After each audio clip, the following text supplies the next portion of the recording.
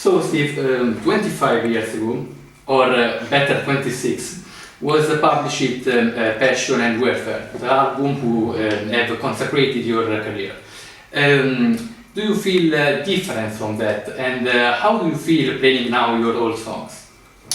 Well, you always are changing. You always have experiences that change your perspective, which kind of changes your creative flow. And back when I was that young, and I was doing Passion and Warfare, it seemed to have been building up because I was in so many rock bands and I was enjoying it very much, but I had this music that was kind of waiting to come out.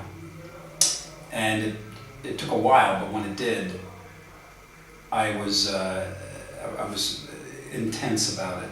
I was really focused very intensely. I still enjoy playing those songs very much.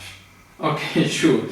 So you have defined modern primitive as a middle work between Passion and Warfare and Flexible. Mm-hmm. It contains so many different compositions of different periods of your career with different influences. Mm-hmm. So we can consider it as a Steve Vai encyclopedia, in your opinion. Steve Vai what? Encyclopedia. Understand? No, but I'll make something up that sounds like I know what you're talking about. All right. Well, yeah, because modern primitive, that was like, it was like a missing link, because when I did Flexible... The lost link. Yeah, it was a missing link, because when I did Flexible, I was so new to recording, I was experimenting, and it was a very quirky, odd, bizarre record, And then I started working on material that was new, and I thought, well, okay, I can make records. Like, this is serious.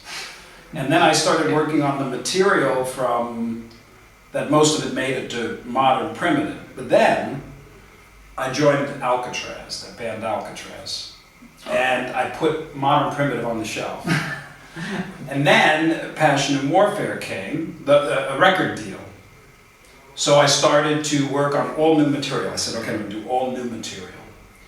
But that stuff from Modern Primitive was still on the shelf, and I always wanted to finish it. And it was very interesting to go back and listen to the person that I was back then and to work on the material, and it was really good. I enjoyed it. So your sound is unique, deeply different from all the others. Your notes are your signature. So what else could we expect from Steve Vai in the future? Well, I'm more of what I've been doing, which is just looking for interesting, fun things that excite me. The next project I'm planning on working on is a very, very guitar-centric, very simple, not simple, the trio. I want to do something that has no overdubs. Sounds great. Yeah. So Steve, some years ago you have worked with Eros Ramazzotti. What do you think about these Italian artists? Well, there's a lot of good, popular Italian artists. Yes. And when I heard Eros, he had contacted me to work on a record, and I was flattered. And I wasn't exactly aware of who he was, so I researched, and I was really impressed. I thought he was really a tremendous singer and pop artist. So I wanted to see if I could fit in, and he sent me a track, and I listened to it, and I thought, well, if he's asking me to do something, he must know that I'm going to do something a little crazy, But I believe he liked it, and I enjoyed doing the project. Oh, sure. So Steve, you are in Italy for a masterclass. Which you prefer, song creation or teach to everyone who loves you?